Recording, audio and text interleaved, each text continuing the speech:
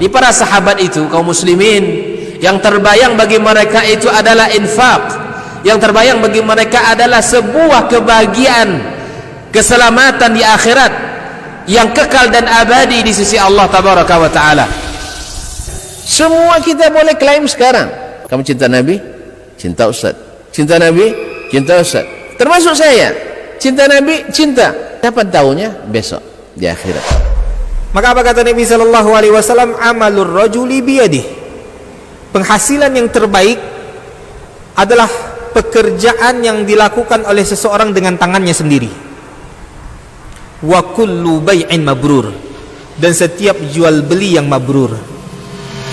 Ini aktivitas ini membantu saya di akhirat atau akan menyulitkan saya di akhirat? Kalau seandainya perbuatan itu ternyata akan menyulitkan kita di akhirat kelak, tinggalkan perbuatan itu.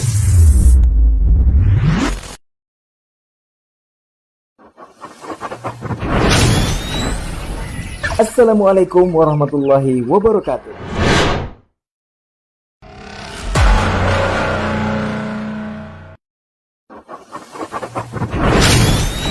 Robbani, merajut ilmu dan peradaban.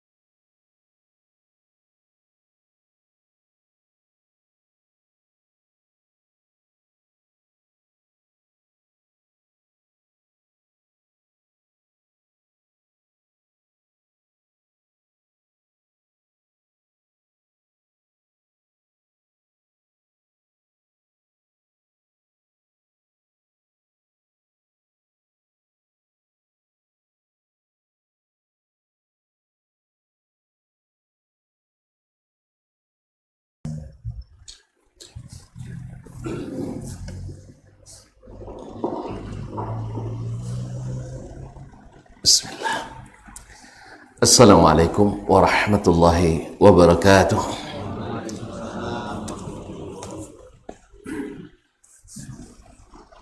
Alhamdulillahi zil jalali wal ikram, sahibit tawli wal in'am. Ahmaduhu subhanahu wa ta'ala ala ni'amihi al-idham, kama ashkuruhu ala alaihi al-jisam. Ashhadu an la ilaha illallah wahdahu la sharika lah, al-malikul allam, wa ashhadu anna muhammadan abduhu wa rasuluhu sayyidul anam, alaihi afdalus salati wa atammus salam, wa ala alihi wa ashabihi al-bararatil kiram, wa man tabi'ahum bi ihsan ma ta'aqabatil layali wal ayyam. Amma ba'du, fa'awla ma yuftatahu bihil kalam bimithli hadzal maqam al-wasiyyatu bitaqwallahil malikil allam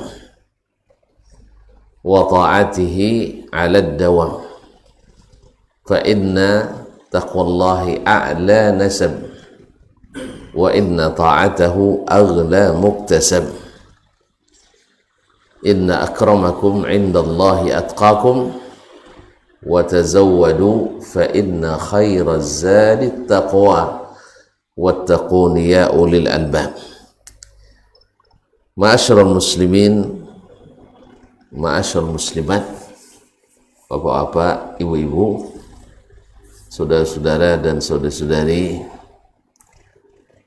jemaah Masjid Utsman Ibn Affan radhiyallahu ta'ala, yang saya muliakan, yang saya hormati, dan yang saya cintai. Alhamdulillah, adalah nikmat besar dari Allah subhanahu wa ta'ala di saat kita diizinkannya menikmati indahnya subuh ini. berada di tempat yang paling dicintai Allah. Ahabbul biqa'i ilallahil masajid. Tempat yang paling dicintai Allah itu adalah masjid. Maka siapa yang masuk ke masjid itu imannya bertambah, ketenangan hatinya terasa. Sehingga kalau ada masalah di rumah, lari ke masjid, insya Allah tenang. Orang bertanya pun senang. Bertanya orang ke istri kan, mana apa? Di masjid. Kan senang dengarnya kan. Padahal Habib bantah, tapi dibilang ke masjid senang dengarnya. Besok nanya lagi apa di mana? Masih di masjid. Sampai 3 hari masih di masjid. Masya Allah, rajin apa? Iya, iktikaf. Ya. Pasalnya Ramadan kemarin tidak sempat iktikaf. Rupanya tadi berbantah kan, tapi Masya Allah solusinya bagus. Akhirnya dengan iktikaf akhirnya tersanjung suaminya. Jadi masjid itu mendatangkan ketenangan, ketentraman. Dan kita hadir pula di majelis salat subuh. Yang salat subuh ini Bapak dan Ibu yang dirahmati Allah, jangankan salat wajibnya, salat sunatnya saja lebih baik dari dunia dan seisinya. Rak'ata al-fajri khairun minad dunya wa ma fiha. 2 rakaat salat subuh lebih baik dari dunia dan seisinya. Jadi dunia seisinya ada di situ raja, ada raja di raja, ada presiden, ada gubernur, ada bupati, ada camat, ada PRT mana dalam dunia itu. Nah, hadir di salat subuh ini, melaksanakan salat sunatnya saja, itu lebih baik dari dunia dan seisinya. Kalau disuruh sekarang antara jadi presiden atau melaksanakan salat sunat subuh, pilih yang mana Pak? Pilih yang mana? Melangkah dari rumah aja dapat pahala Pak. Masya Allah. Jadi lebih baik salat subuh di masjid daripada jadi presiden. Mantap, Masya Allah. Oleh sebab itu tidak perlu tuan menghujat presiden lagi. Nikmat jadi presiden itu kecil. Melangkah dari rumah aja lah bagi pahala Pak. Itu mas. Jadi ingin katakan bahwa jadi presiden itu kalau tidak sempat salat subuh, kita jadi rendah. Tidak ada gunung. Makanya kita sekarang berada di majelis yang Masya Allah lebih hebat dari rapat-rapat paripurna. Kalau tidak percaya, ya lah mati. Biar tahu nanti. Kan tahu setelah mati, Pak. Setelah mati. Ya Pak. Jadi lebih baik kata Nabi dari dunia dan seisinya. Dan salat subuh sendiri kata Nabi alaihissalam, man shalla subha fi jama'atin kana fi zimmatillah. Siapa yang salat subuh berjamaah berada dalam jaminan Allah. Subhanallah. Antara lagi nanti kita duduk pula di majelis ilmu, yang mana majelis ilmu itu datang kepadanya dipadankan oleh Allah dengan jihad fi sabilillah. Berkata Nabi SAW, man kharaja fi talabil ilmi fahuwa fi sabilillah. Orang yang keluar dari rumahnya ke majelis ilmu seperti berjihad fi sabilillah.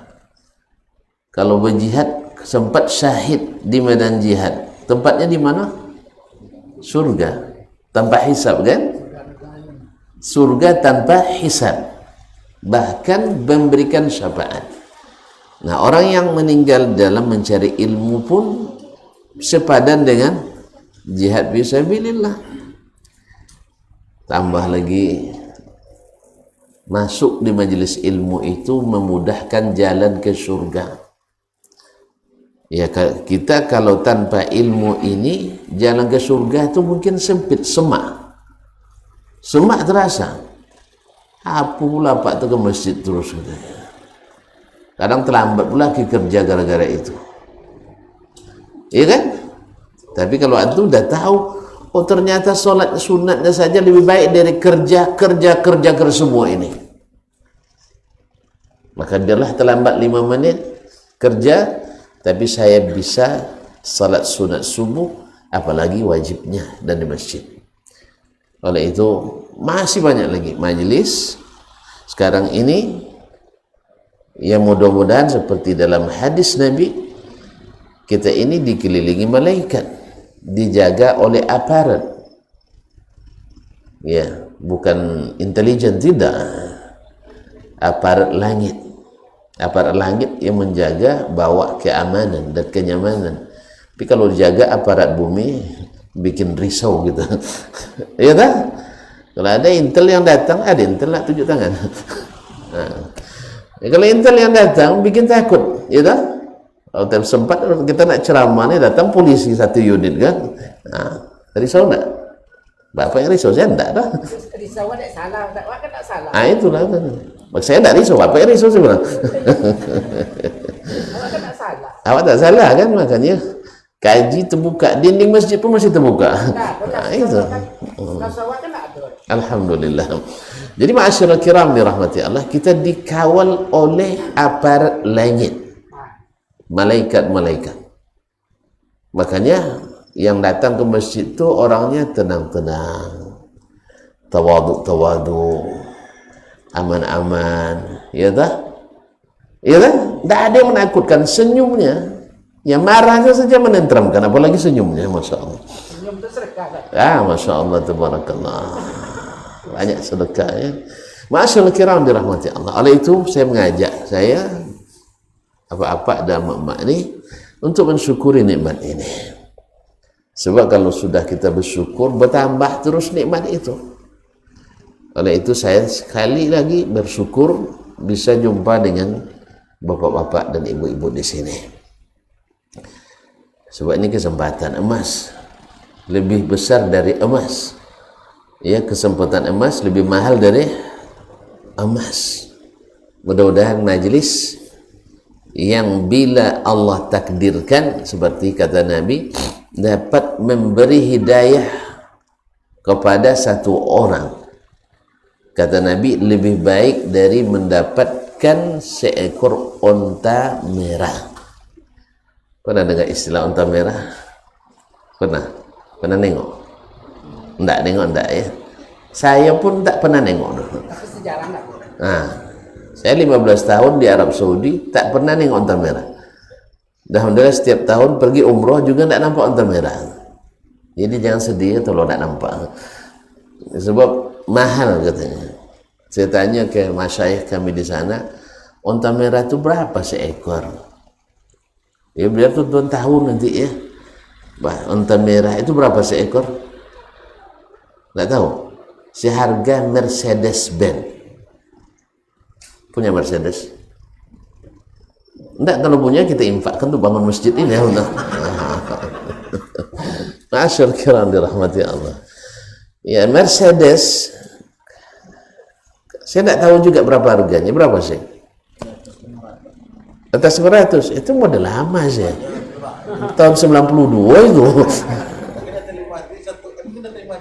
1M ya?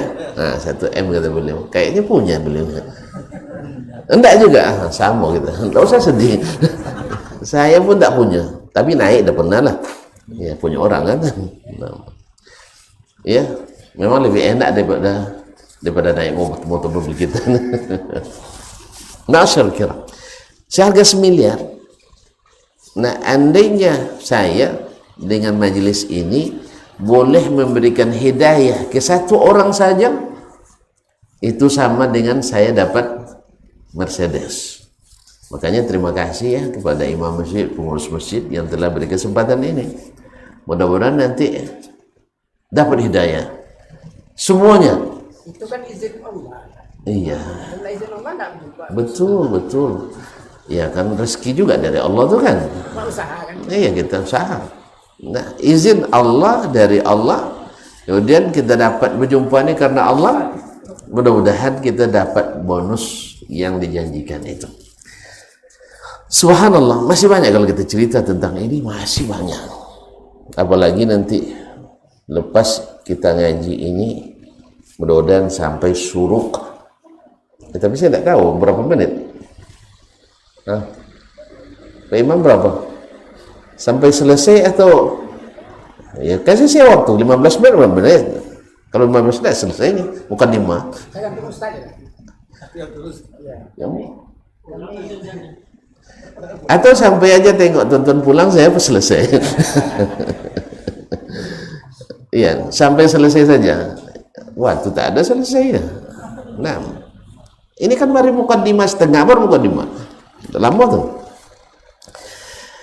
Ma'asyar kiram dirahmati Allah.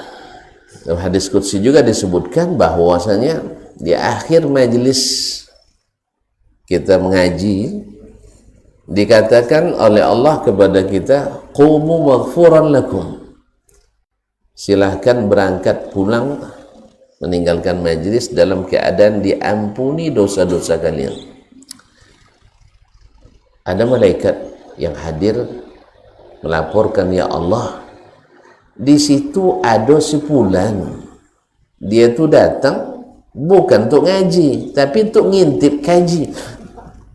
Ya, ada kepentingan. Innama ata dihajah, dia datang karena ada kepentingannya. Entah apa kepentingan, tidak tahu. Mungkin di rumah tidak nyaman tidur, masjid bisa tidur sambil nyandar misalnya. Jadi ada kebutuhan atau keinginannya. Kata Allah SWT, ulaika qaumun la yashqa bihimul jalis. Orang-orang yang duduk di majelis ilmu itu, kata Allah kepada malaikat itu, orang yang duduk bersama mereka tak ada yang rugi. Coba bayangkan. Makanya duduk di majelis ilmu itu tak ada satupun yang rugi. Subhanallah. Oleh itu sekali lagi mari kita bersyukur kepada Allah tabaraka wa ta'ala. Salawat dan salam kepada baginda Sayyiduna Muhammad sallallahu alaihi wasallam. Kenapa kita berselawat? Pasalnya kalau ada orang pernah berjasa ke kita, kita dalam perjalanan lapar tak ada duit, ada ajaknya kita makan, tidak tanggung-tanggung pula di restoran, tidak tanggung, bukan ramas, beidang pula. Lepas makan dikasih kita duit pula untuk tambang pulang. Bukan itu saja, bungkus untuk anak istri di rumah, ya tak? Dibelinya itu. Kira-kira terlupa tidak sampai akhir hayat kita? Tidak terlupa. Padahal sekali makan, sekali kasih nasi bungkus, ya, kasih tambang pulang, subhanallah, menyelamatkan kita hanya dari perjalanan pendek. Anggaplah misalnya dari Bangkinang ke Pekanbaru, atau dari Tapung ke Pekanbaru, ya, nah, itu tak terlupa oleh kita. Bayangkan Nabi kita Muhammad sallallahu alaihi wasallam, dia telah menyelamatkan kita dalam perjalanan yang sangat panjang. Dalam perjalanan sangat panjang. Awalnya kita, kalau bukan karena Allah kemudian dakwah Nabi alaihi salatu wassalam, kita ini entah sesat di mana kita, tak tersampang di mana kita, tak jadi sampah di mana kita. Tapi dengan Nabi alaihi salatu wassalam, kita menjadi manusia-manusia terhormat. Karena dalam dada kita ada kalimat la ilaha illallah Muhammadur Rasulullah. Subhanallah. Ini jasa luar biasa dari Nabi alaihi salatu wassalam untuk kita umatnya. Patut tidak kita mengingatnya selalu? Patut tidak kita mengingatnya selalu? Tidak patut. As-salatu lizikri. Enggak patut kita mengingat Nabi terus. Patut kan? Iyalah, patut sekali. Tadi kan kasih makan sekali aja. Diingat terus sepanjang masa. Dan setiap ingat pasti berdoa, ya Allah, lapangkanlah, panjangkanlah umurnya, banyakkanlah anak istrinya. Banyakkanlah anak dan iya, kalau nak banyak anak mesti banyak istri lah. Kalau satu sikit anak, apalagi yang satu ni tak mau pula anak banyak. Pada anak banyak itu banyak iya lah, banyak anak banyak rezeki, sebab anak itu sendiri rezeki. Nah, jadi doa terus itu, ya Allah, panjangkan umur bapak itu, banyakkan anak dan banyakkan anak dan istrinya, rezekinya, ya, lapangkan rezekinya, tenangkan hatinya, berkahi hidupnya. Pokok doa betul-betul. Kita ingat terus. Apalagi Rasulullah sallallahu alaihi wasallam, Masya Allah, dia tunjukkan kepada kita bagaimana harus berbuat dan beramal untuk keselamatan dunia akhirat kita.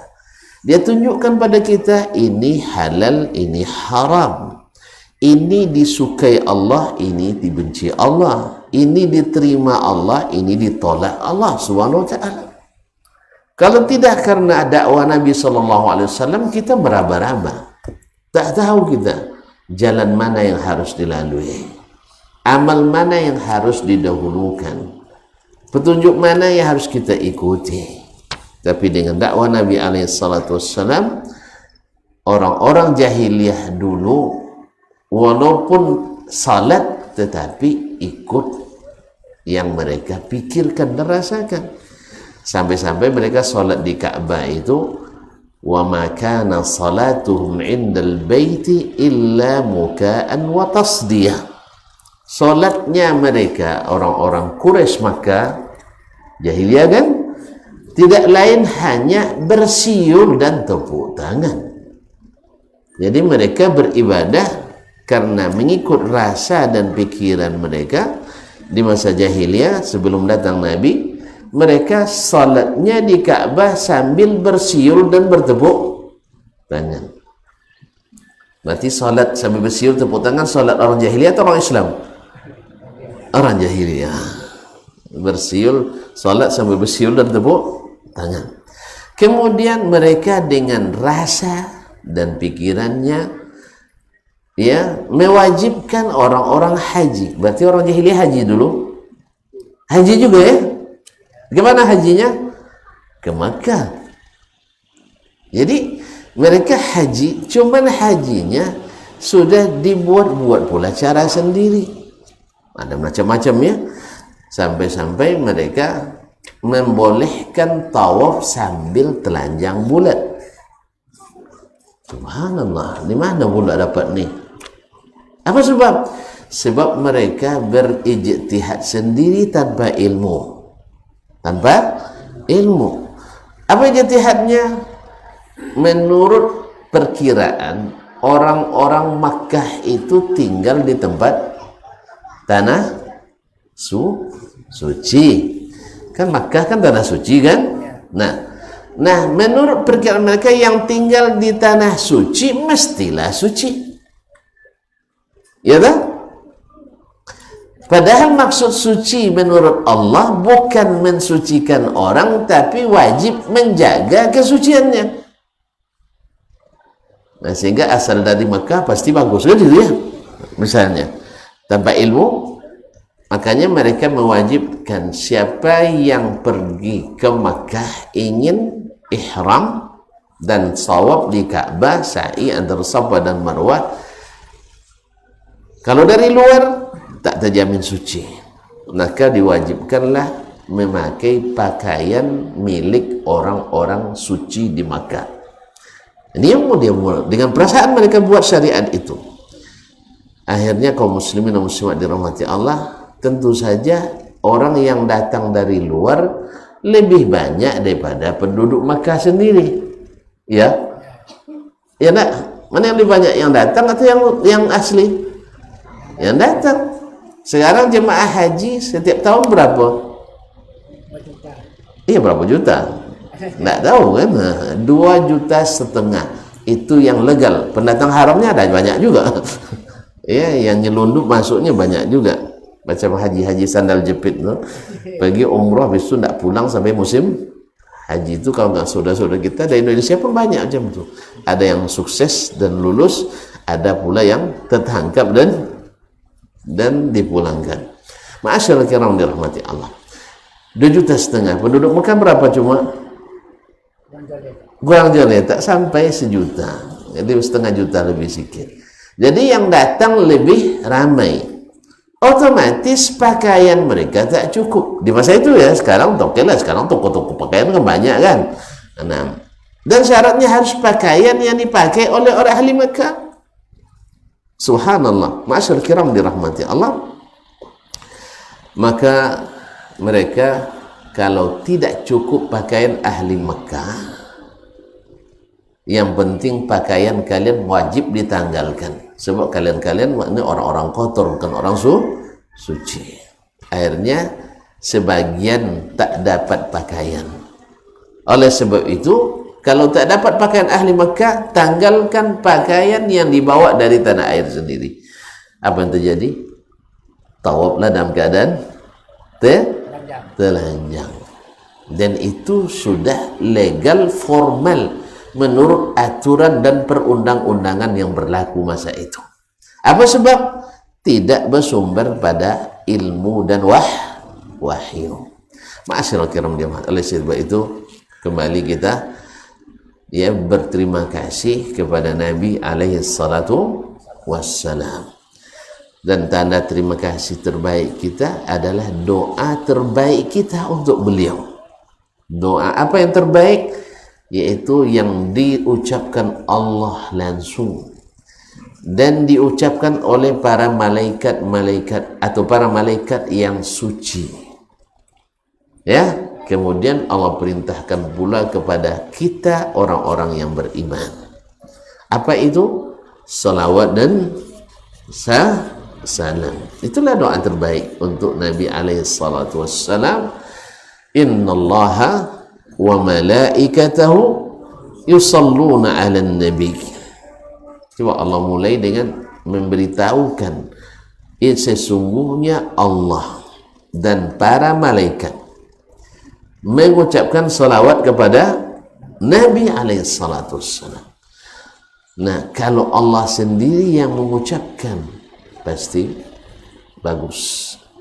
Kalau Allah sendiri, malaikat juga ikut, pasti bagus. Malaikat itu kan tak ada dosanya. Ini amal orang-orang yang saleh yang tak berdosa. Nah, kemudian Allah katakan, ya ayyuhalladzina amanu, wahai orang-orang yang beriman, sallu alaihi wasallimu taslima. Salawatlah kepadanya dan salamlah kepadanya sebanyak-banyaknya. Subhanallah. Bapak dan Ibu yang saya muliakan, salawat dan salam ke Nabi itu seperti kata Imam Ibn Qayyim rahimahullah dalam Jala'ul Afham, bahwasanya doa yang paling cepat dikabulkan Allah. Doa yang paling cepat dikabulkan Allah. Nah, dalam hadis banyak disebutkan bahwa ketika seseorang itu salawat kepada Nabi sallallahu alaihi wasallam, Allah langsung balas 10 kali. Salawat dari Allah kepada kita, man shalla alayya salatan sallallahu alaihi biha asyra. Siapa yang salawat kepadaku 1 kali, Allah, kita baca Allahumma salli ala Muhammad wa ala ali Muhammad, kita baca sekali, atau sallallahu alaihi wasallam, atau Allahumma salli wa sallim ala nabiyyina Muhammad dan selainnya, maka Allah akan langsung balas, langsung. Awak tentu ingin doa itu mustajab langsung kan? Ini langsung Allah balas 10 kali. Makna salawat Allah kepada kita, kata Imam Ibnu Qayyim tadi, maknanya adalah Allah berikan ampunan dan rahmat. Jadi seolah-olah ketika mengucapkan salawat kepada Nabi, Allahumma salli ala Muhammad wa ala ali Muhammad kama sallaita ala Ibrahim wa ala ali Ibrahim innaka Hamidum Majid, seolah-olah kita memohon kepada Allah 10 kali, Allahumma ghfirli warhamni, ya Allah ampuni aku dan rahmati aku sebanyak 10 kali, dan ke-10-10-nya dikabulkan. Makanya rugilah orang yang tak mau mengucapkan salawat kepada Nabi sallallahu alaihi wasallam. Setiap nama sebut, ucapkan itu, seolah-olah Allah ampunkan kita, rahmati kita 10 kali. Ada orang menyatakan assalamualaikum ya Rasulullah. Selamat kepadamu ya Rasulullah. Itu kan ketika Nabi hidup kita ucapkan assalamualaikum ya Rasulullah. Nah, tapi setelah meninggal kan tak lagi. Cukup kita ucapkan sallallahu alaihi wasallam. Allah yang menyampaikan salawat dan salam kepadanya. Ya ketika hidup ya kita sampaikan begitu. Nah. Ma'asyiral kiram dirahmati Allah Subhanahu wa taala, sirat yang seperti ini saya tidak pula menemukan dalam hadis Nabi bahwa kata ketika memulai ceramah atau kajian Allahumma salli ala Muhammad kemudian assalamu alayka ya Rasulullah, secara riwayat tidak ditemukan. Nah, dan juga dalam ceramah-ceramah yang tertulis baik oleh para ulama, para khulafa, juga tidak ada redaksi yang harus seperti ini. Tapi mengucapkan seperti itu insyaallah tak terlarang pula. Tapi bukan menjadi brand pula ya. Ustaz tak mengucapkan salam ke Nabi karena tak bilang assalamualaikum ya Rasulullah. Karena asalnya itu khitab ini ketika Nabi masih hidup. Wallahu musta'an. Baik, kaum muslimin dan muslimat dirahmati Allah. Ini sudah di mukaddimah sudah banyak ilmu itu. Ya. Tidak ada judul loh, Pak. Tematik kan ya. Judul tak ada judul. Ya, judulnya tematik. Jadi bersyukur kita karena demikian banyak keutamaan yang kita dapat pagi ini. Kemudian bersalawat kita ke Nabi alaihi salatu wassalam karena kita berhutang budi sama Nabi alaihi salatu wassalam. Ma'asyarul kiram dirahmati Allah. Nabi sendiri Allah ingatkan akan nikmat besar ini kepadanya.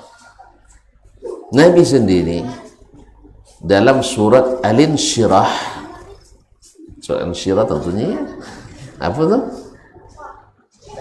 Tak tentu. Alam Nasrah. Alam Nasrah disebut dengan surat Al-Insyirah. Makna Al-Insyirah itu artinya lapang hati. Maka Allah tanya, Allah tegas ke Nabi sallallahu alaihi wasallam, alam nasrah laka sadrak, hai Muhammad, bukankah kami yang telah melapangkan dadamu, wa rafa'na laka zikrak, dan kamilah yang mengangkat nama dan sebutanmu. Subhanahu wa rafa'na laka zikrak. Terus langsung inamal usri yusra. Alam nashrah laka sadrak wa wada'na anka zikrak wa wada'na anka wizrak allazi anqadha dhahrak wa rafa'na laka zikrak. Nah, bukankah kami telah melapangkan dadamu dan kami sudah hilangkan beban-beban yang hampir mematahkan punggungmu.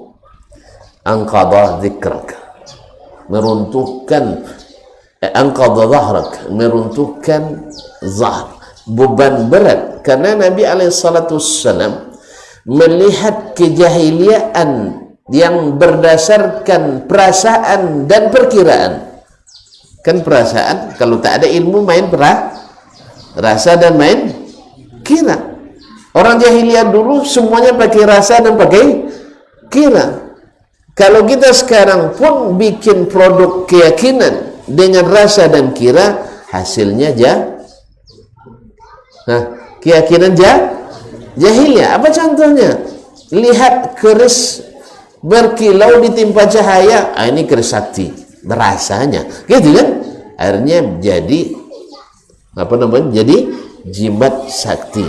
Keris ini selama saya punya, anak saya tambah banyak, katanya. Apa hubungan keris dengan anak tambah banyak? Iya. Tiba-tiba dan istri saya langsung tunduk. Ya memang istri waktu itu pas kita banyak rezeki tunduk mau gitu. Masyarakat kiram nikmat. Kalau dia banyak rezeki kita harus tunduk, betul kan? Betul. Makanya laki-laki itu harus bertanggung jawab supaya istrinya tunduk. Tuan-tuan kan sering bantah pemerintah karena rezeki kurang dari pemerintah kan? Iya kan? Boleh apa enggak? Enggak boleh lah. Nanti istri melawan suami gara-gara rezeki kurang boleh? Ya enggak boleh. Ya Ustaz ya? Ini enggak boleh. Jadi jangan gara-gara kurang pendapatan dan gaji dari pemerintah kita demo pemerintah. Sebab tuan-tuan pun jadi pemerintah nanti kayak gitu juga.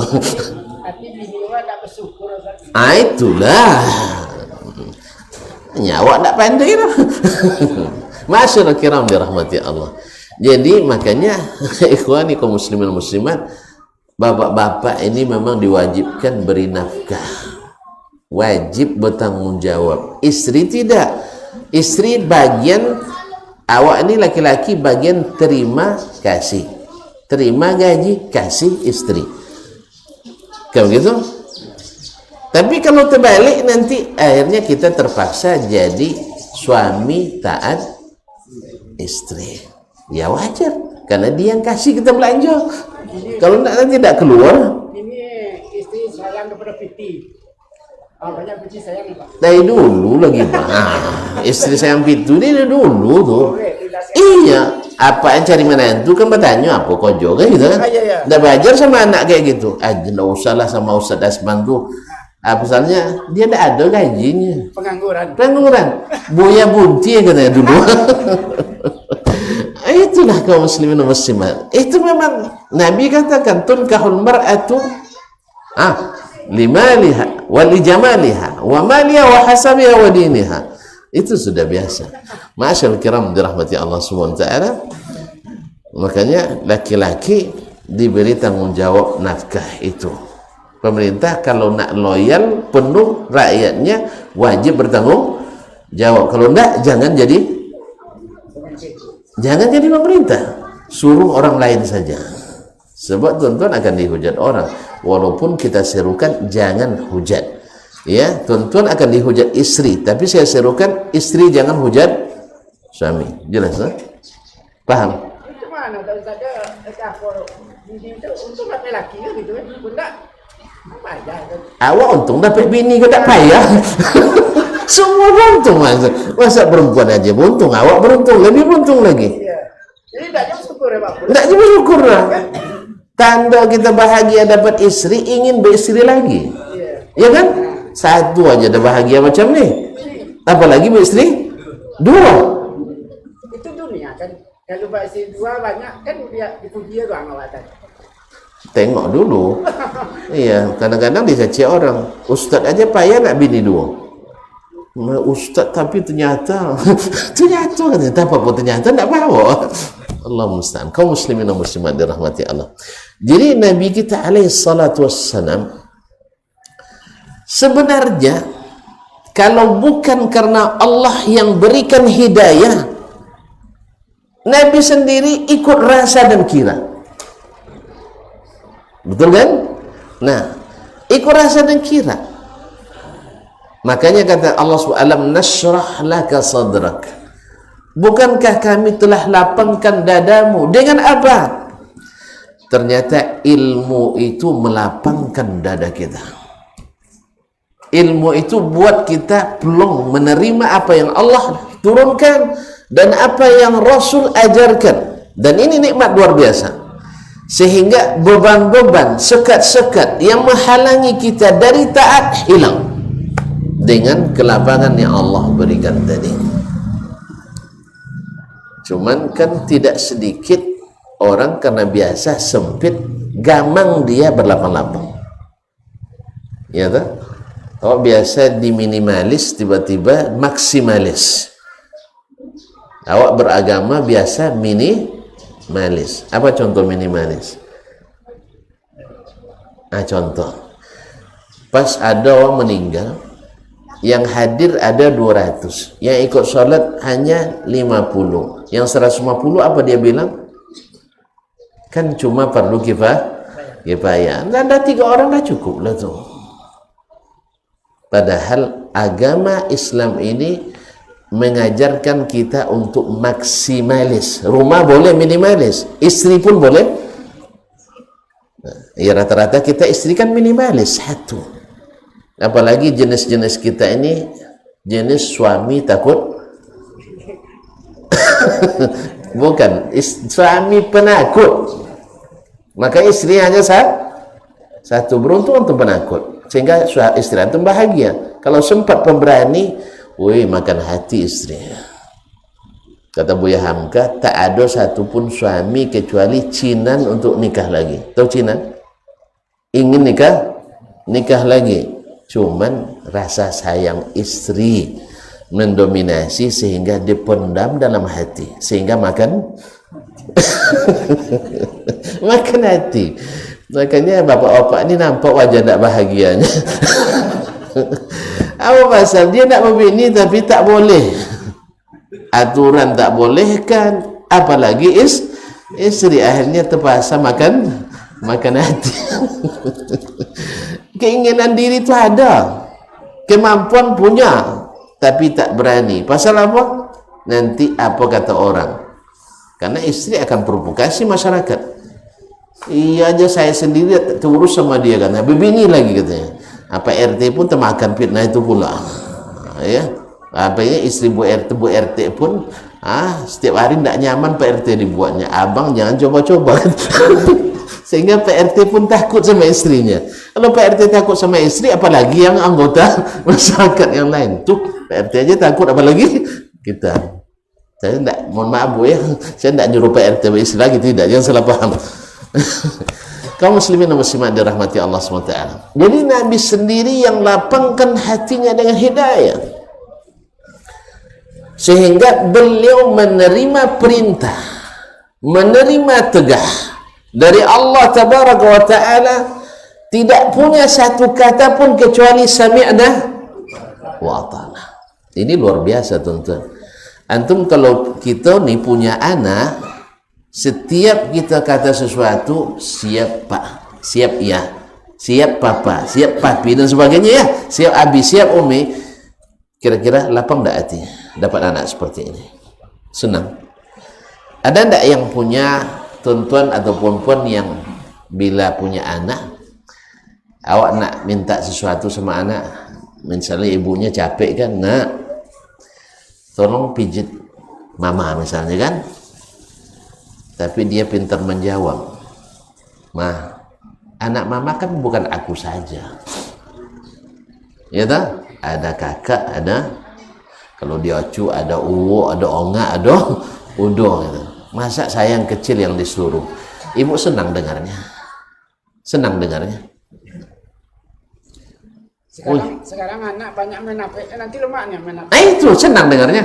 Iya, kok bonceng sama mak bersyukur apa kan? Kan tak senang kan? Iya, nya masih ibu menapik kan? Iya, kan tak senang ayahnya. Adunan bersumbe Ustaz. Betul. Apa sumbenya tiga? Iko kah? Bukan tele dengan.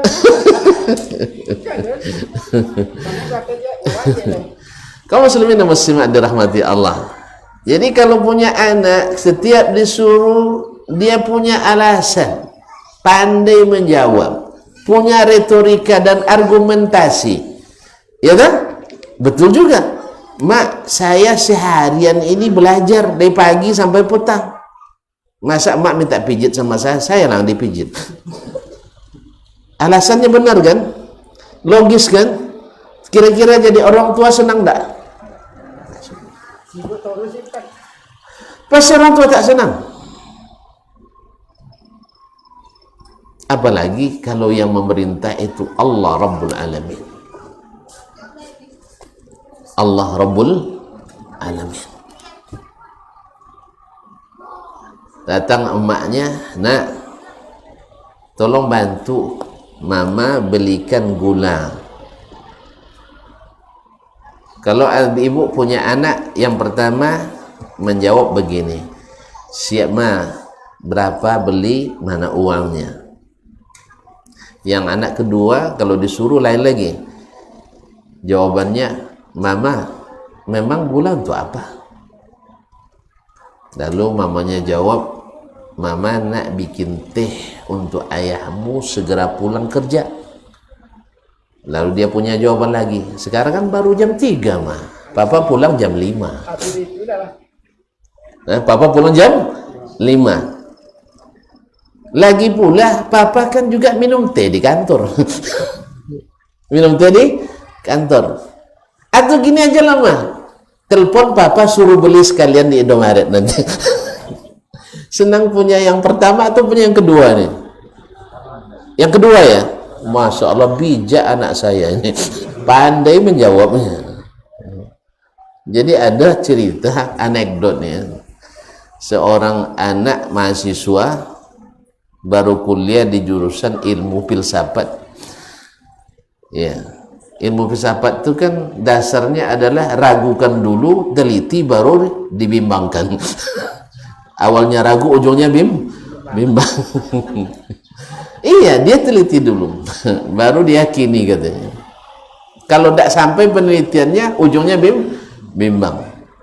Jadi pas pulang kuliah dia bilang, ya, saya sejak masuk jurusan ilmu filsafat ini ragu saya ayah saya kayaknya. Sebab belum saya teliti DNA-nya. Akhirnya ayahnya pun bilang, iya nak, sejak kamu kuliah nih nak, katanya, ayah pun ragu kamu anak saya. Soalnya dulu kamu tidak seperti ini, sekarang kok jadi begini gitu.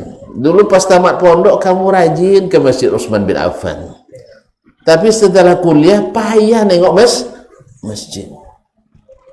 Jadi saya jadi ragu kamu benar anak saya atau bukan. Jawab lumayan macam tu. Kaum muslimin dan muslimat dirahmati Allah. Jadi umat Islam ini, Nabi yang pertama ketika mendapatkan perintah Allah, dia tak punya kata kecuali sami'na wa ta'na. Inilah Nabi SAW. Alam nashrah laka sadrak. Dan ini nikmat luar biasa Bapak dan Ibu saya muliakan. Sebab yang beruntung dengan dakwah Nabi dari umat ini, yang paling beruntung siapa setelah Nabi? Abu Bakar Siddiq. Siddiq itu benar kan? Yang membenarkan, selalu membenarkan. Abu Bakar Siddiq radhiyallahu taala anhu. Apa cirinya Abu Bakar? Nah, Siddiq tadi, apapun yang disampaikan Nabi, dia tidak jawab dengan retorika dan tidak mengelak dengan argumentasi. Tetapi bila Nabi yang sampaikan pasti benar. Ini kata kuncinya Pak. Bila Nabi yang katakan pasti benar. Masuk akal tak masuk akal, karena tidak semua yang disampaikan Nabi bisa saya cerna secara akal saya. Karena akal saya terbatas, ilmu Allah tanpa batas. Karena Nabi berbicara dengan ilmu dari Allah. Ma kunta tadri mal kitab walal iman walakin ja'alnahu nuran nahdi bihi man nasha. Sebelum turunnya Al-Quran ini kepadamu, kamu tidak tahu apa itu Alkitab dan apa itu iman. Nabi tidak ngerti sampai Allah turunkan kepadanya wahyu. Alam nashrah laka sadrak. Bukankah kami yang telah lapangkan hatimu untuk menerima ini? Makanya dalam ayat lain Allah ingatkan, faman yuridillahu an yahdiyahu yashrah sadrahu lil Islam. siapa yang Allah inginkan kebaikan baginya, Allah lapangkan dadanya menerima al-Islam. Al-Islam ya, al-Islam, alif lam dalam bahasa Arab itu punya makna. Nah, di sini maknanya lil ahdi zihni, yaitu Islam yang diajarkan Nabi SAW. Tak ada Islam liberal, tak ada dalam Islam. Islam Nusantara tidak ada. Islam berkebudayaan tidak ada. Yang adalah Islam yang diturunkan. Walaupun Islam tidak serta-merta menghapus budaya, tetapi budaya wajib menyesuaikan dengan Islam. Kalau dia orang Islam. Kalau dia di luar Islam kan la ikraha fid din, tak ada paksaan. Nah, bila terjadi budaya kita bertentangan dengan Islam, maka selamat tinggal budaya, seperti Nabi dulu meninggalkan kebiasaannya. Dulu di zaman jahiliyah istri boleh lebih tanpa batas, betul kan? Setelah Islam Allah batasi, kalau nak nambah hanya boleh sampai 40, sampai 4. Dulu orang nak kebiasaan budaya jahiliyah dulu jatuhkan talak seberapa mau, talak rujuk, talak rujuk, talak rujuk. Lalu Allah batasi hanya boleh 2 kali, yang ketiga ma'assalamah, selamat tinggal sayang. Gitu ya. Kita hanya boleh kembali bila ada yang siap menikahimu dan menceraikan lagi. Nah, itu payah, tak boleh pula dibayar. Kan tak boleh dibayar, maka hati-hati jatuhkan tolak, Pak. Ya, jangan sembarangan. Sebab memang mohon maaf ya, laki-laki banyak gila janda. Betul? Betul. Tapi jarang perempuan yang gila. Ada juga tapi jarang. Pada umumnya laki-laki yang gila janda. Iya bang. Tapi belum pernah merasa kan? Nah, syukurlah itu, tahan itu. Pokoknya jangan keluarkan kata saya ceraikan, saya tolak itu. Ya, tahan itu. Makanya rumusnya tadi, kalau membantah di rumah, pergi ke masjid. Kalau seandainya tuan-tuan ini yang khususnya yang beruntung keuangannya sering lari ke masjid, sering lari ke masjid, terbayang nanti, waduh masjid ini kalau dikasih dinding akan lebih aman, bisa saya nanti setiap berbantah sama mama di rumah, saya bisa nginap di sini 3 hari minimal. Pergi ke hotel bahaya. Kita sedang cekcok sama istri, nginap di hotel, tiba-tiba ada suara lembut ngetuk, nanti abang katanya, bahaya ya tak? Apalagi jarang ngaji pula. Tapi kalau masjid tak kena ada lah yang bilang abang pari, abang di sini ya katanya. Iya, jangan bertuya ini ada doa. Hah? Kalau jangan bertuya, jangan ngomongin ini ada doa. Ada doanya, bawa dia ngaji. Iya. Sebab ni marah-marah tu karena dia tidak tahu masalahnya, tidak tahu dia bahwa sabar tu ketika suami zalim. Tidak, besok abang kalau udah baik saya sabar katanya. Sama dengan kita umat Islam hari ini. Apa di demo pemerintah ini zalimnya, kan zalim kata Nabi suruh sabar. Besok kalau sudah ustaz yang jadi apa baru kami sabar. Kalau sudah adil tidak sabar lagi, namanya syukur namanya. Iya tak? Sabar itu ketika zalim. Jadi ibu baru dikatakan sabar bila suaminya zalim. Baru dikatakan, waktu saya selama dengan suami saya nih Pak, sabar saya. Gimana suami ibu? Ya pokoknya kerjaan rumah dia terus yang kerjakan. Ngepel lantai, nyuci baju, nyetrika, ngasih makan anak, ngantar sekolah, ngajar anak. Terus ibu ngapain? Nonton aja. Sabar saya nengok dia. Itu tidak sabar, syukur itu. Yang sabar itu begini Bu, suami saya penghasilannya sedikit sekali, sudahlah gaji kecil, rokok banyak pula. Ya gaji 2 juta, rokok 1.500.000, belanja 500 untuk. Nah, kalau gini baru sabar namanya, ini baru sabar. Kalau dia di rumah habis makan piring 1 buah pun tak mau dia basuh. Padahal dia nak basuh tangan kan sambil cuci piring kan tak apa-apa kan? Iya. Kan segampang itu kan, sambil nyuci tangan, daripada pakai sabun khusus untuk cuci tangan, pakai sabun cuci piring. Istri terbantu, ekonomi hemat, betul kan? Makanya sebenarnya mengikuti sunnah Nabi SAW hemat biaya, besar pahala. Ikut sunnah Nabi hemat biaya, besar pahala. Misalnya Nabi SAW selalu membantu urusan rumah tangganya, jahitkan bajunya sendiri, sendalnya dibawa sendiri, kadang nyapu dan sebagainya. Walaupun Nabi juga siapkan pembantu untuk keluarganya. Kalau kita punya kemampuan lebih, kewajiban suami untuk menyiapkan pembantu untuk keluarganya. Tapi kalau kemampuan pas-pasan, ada rumus, bantu suami istri di rumah. Ya kalau rumah terlalu besar, ya kita harus berjiwa besar untuk ikut membersihkan rumah itu.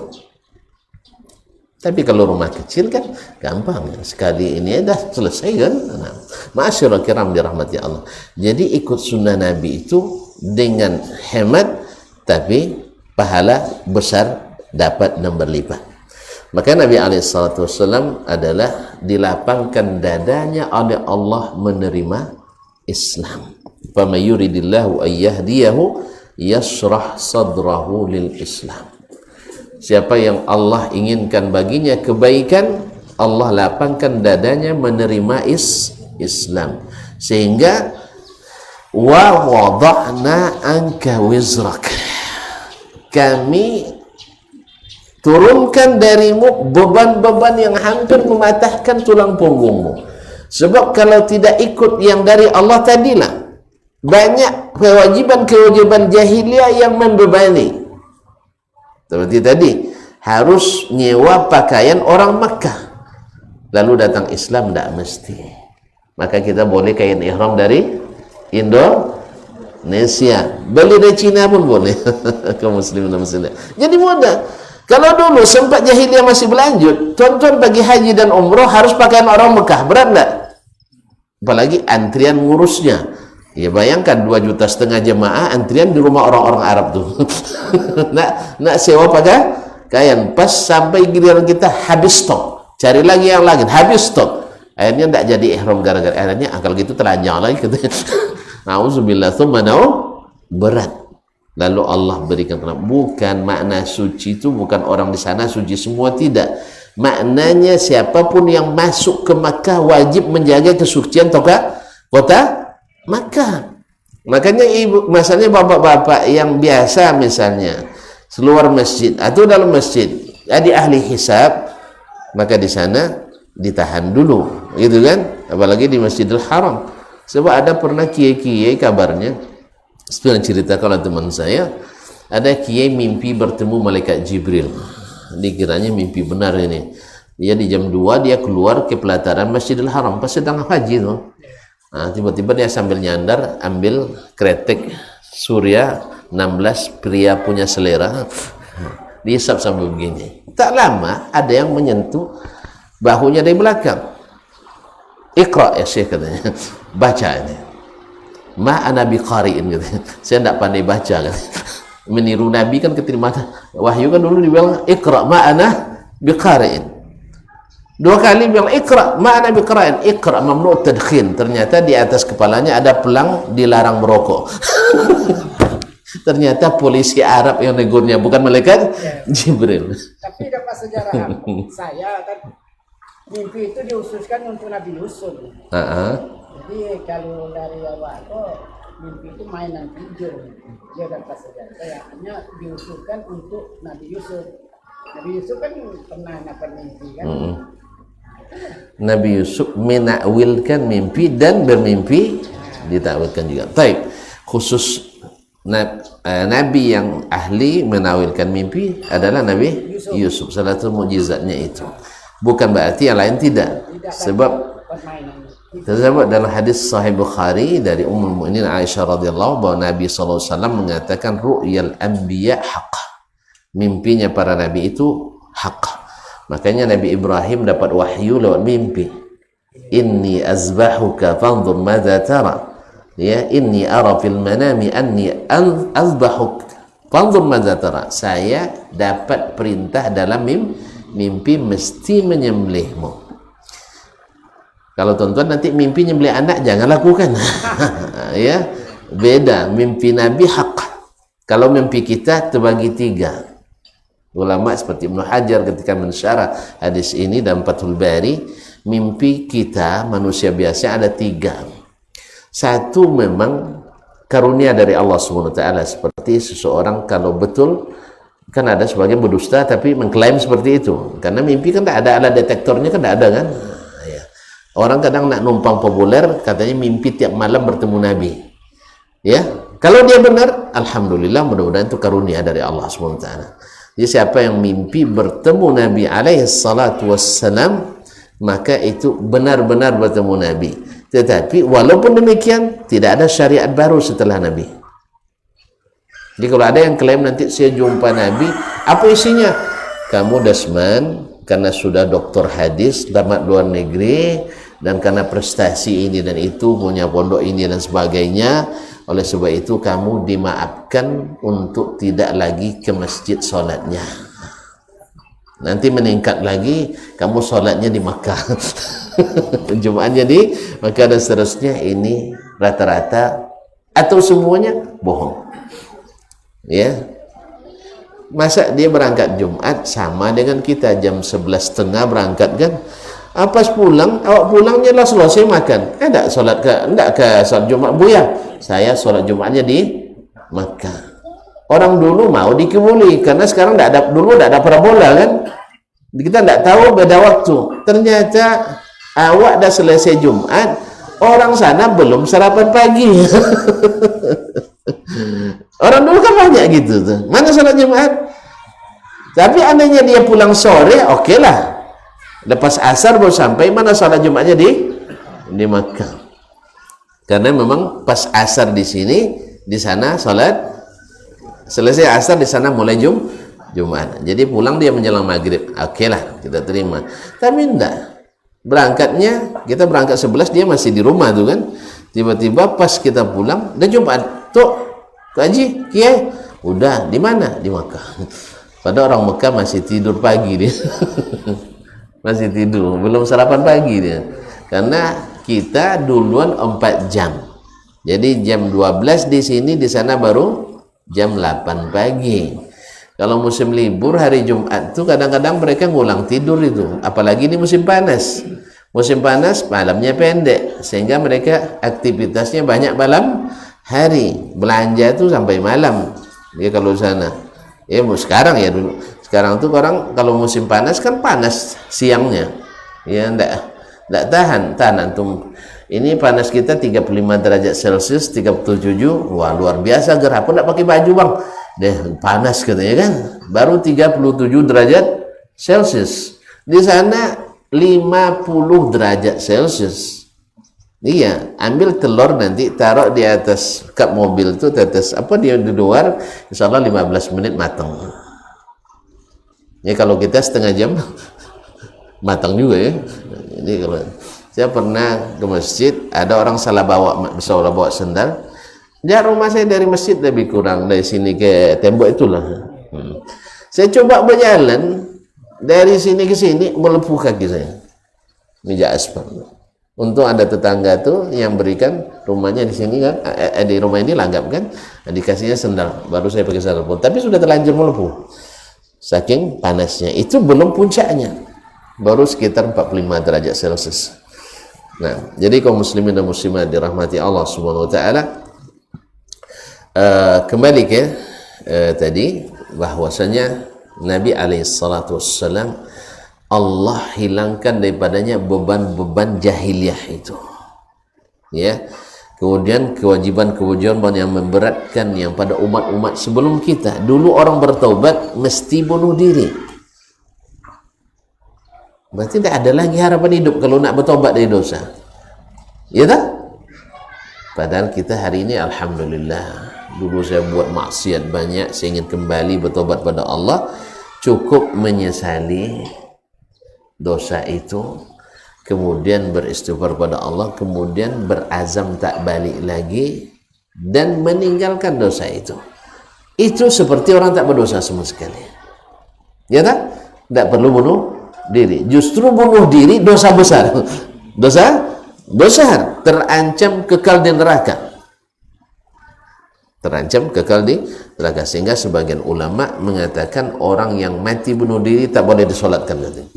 Tapi yang sahih adalah tetap disolatkan, tapi dianjurkan tokoh dan ulama tak ikut, supaya jadi pelajaran bagi yang lain.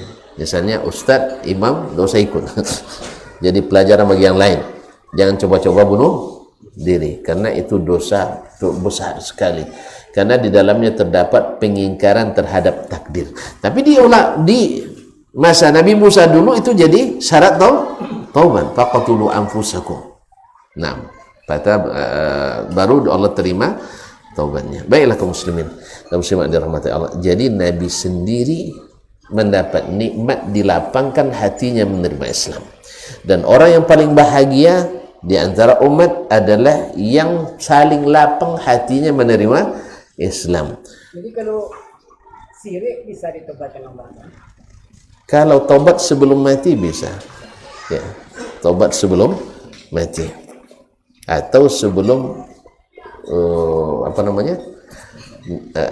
napas di tenggorokan, sebelum gargar.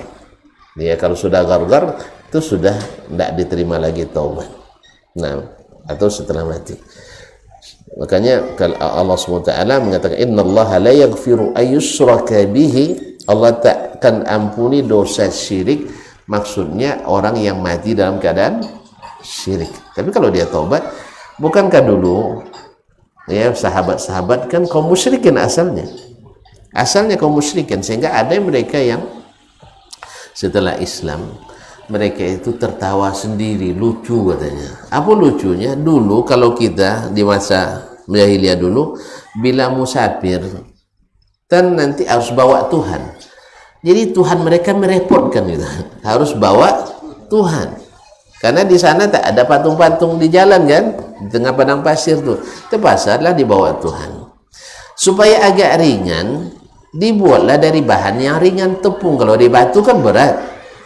Nah, kalau ini kan serbaguna gitu.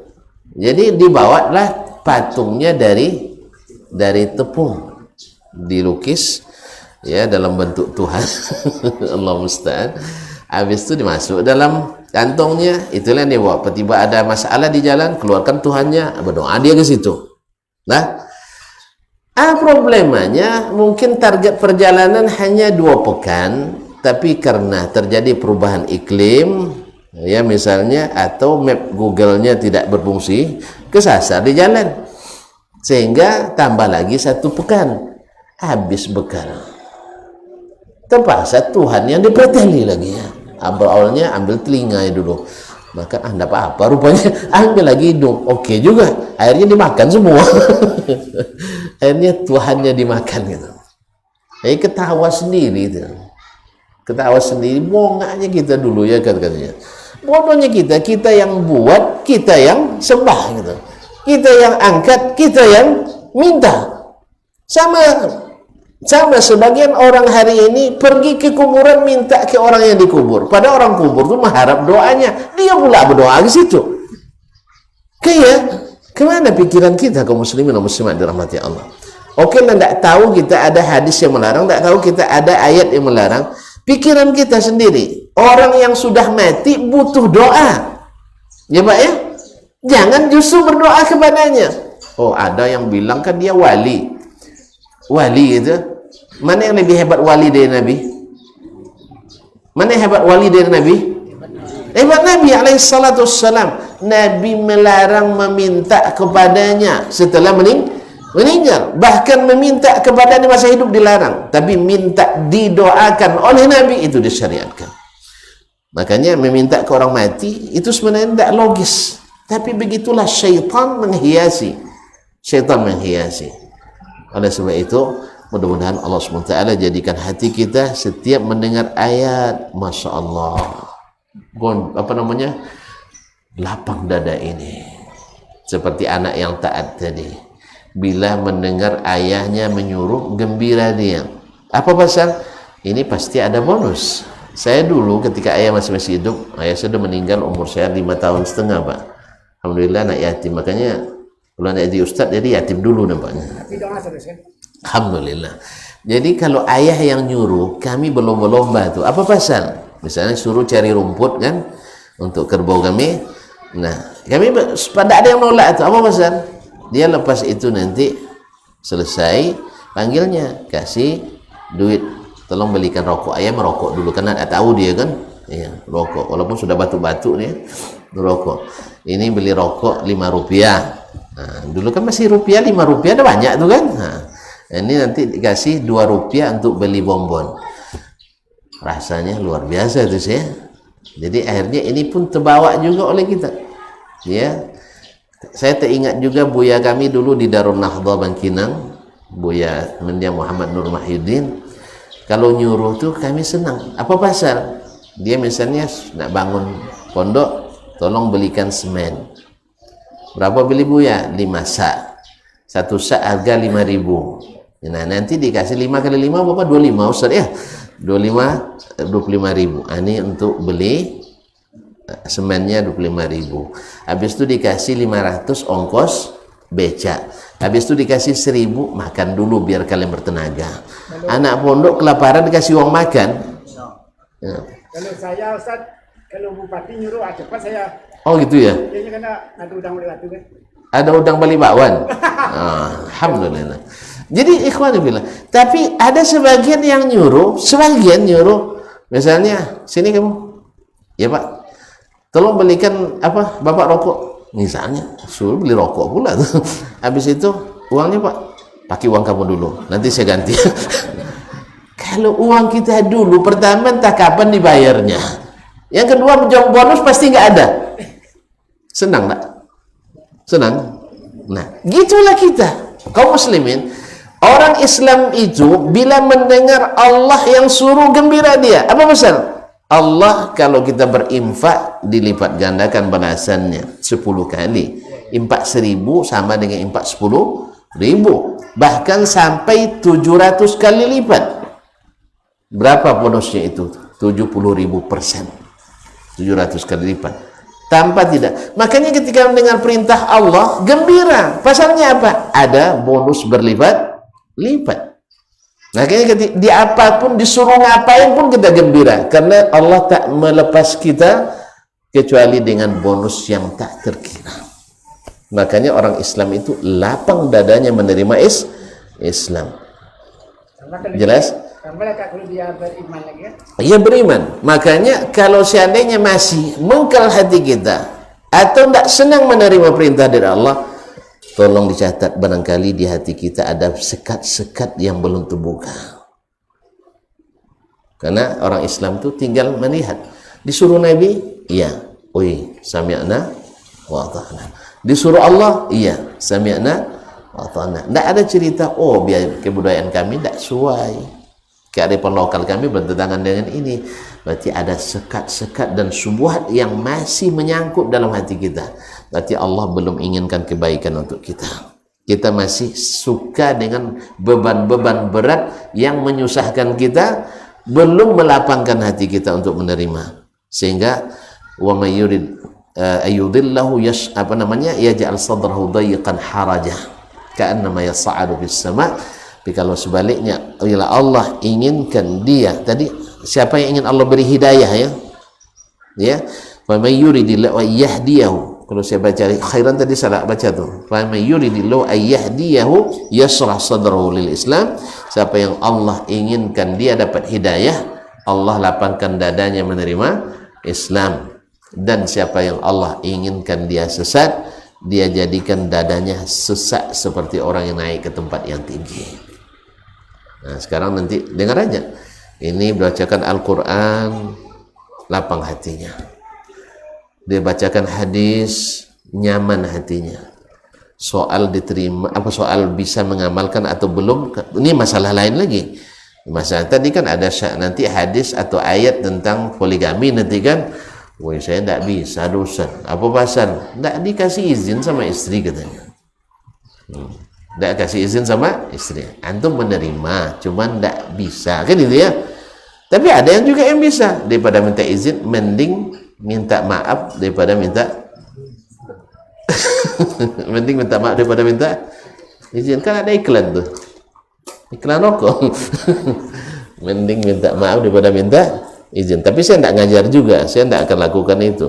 Selama izin tak turun, saya tak lakukan. Awak penakut, penakut. Ya saya. Jadi ada yang belum bisa, tapi hati saya nyaman menerimanya. Bahwa saya tidak ada sedikit pun mengingkari itu, tapi belum bisa melaksanakannya. Karena kan ada yang hukumnya wajib, ada yang hukumnya sunat. Demikian juga larangan. Masya Allah, saya sebenarnya menerima itu, cuman kan masih belum bersemangat ya mengejar keuntungan itu. Maka terus berangsur akhirnya nanti ya sama dengan berdagang, Pak. Awal untung 5.000 sehari, antum sabar lagi, naikkan omset jadi 10.000 untung sehari, naikkan lagi jadi 20.000 sehari, naikkan lagi 40.000 sehari, akhirnya nanti untung 2 juta sehari. Tapi memang perlu kesabaran dalam menuntut ilmu itu. Yang penting tadi saya katakan ada kelapangan itu diberikan dalam kita. Karena Nabi sendiri dibuat Allah lapang dadanya. Kemudian Abu Bakar lapang dadanya. Makanya ada istilah para sahabat itu yang lambat dikit masuk Islam, kemudian dia sebut tsumma syarahallahu sadri lil Islam. Kemudian Allah lapangkan dadaku menerima Islam. Setelah itu baru dia merasakan indahnya Islam. Nah, kalau demikian berdoalah pada Allah, Rabbishrahli sadri wa yassirli amri. Ya Allah, lapangkan dadaku, mudahkan urusanku. Mudah-mudahan Allah SWT berikan ini pada kita semua, dan tak satu pun kecuali Allah berikan hidayah kepada kita. Amin ya rabbal alamin. Karena matahari sudah menyilaukan mata. Tuan-tuan nampaknya pandai ini, sengaja tak dikasih dinding ini supaya Ustaz tak lama-lama. Terima kasih dan mohon maaf. Semoga Allah berikan tuan-tuan pahala yang berlipat-lipat. Amin ya rabbal alamin. Subhanakallah. Oke. Sudah doa tadi. Ini doa yang akan saya baca lagi. Ya, siapa yang duduk di suatu majlis, fakathura laghatuh, banyak hal-hal yang mungkin ada salahnya, lalu dia membaca doa kafaratul majlis, ghufirat akanat lahu kafarah, maka itu menjadi penebusnya. Apa itu? Subhanakallahumma wa bihamdik asyhadu an la ilaha illa anta astaghfiruka wa atubu ilaik. Tidak ada tanya jawabnya. Terima kasih dan mohon maaf. Wallahu ta'ala alam. Wa sallallahu ala nabiyyina Muhammadin wasallam. Wassalamualaikum warahmatullahi wabarakatuh.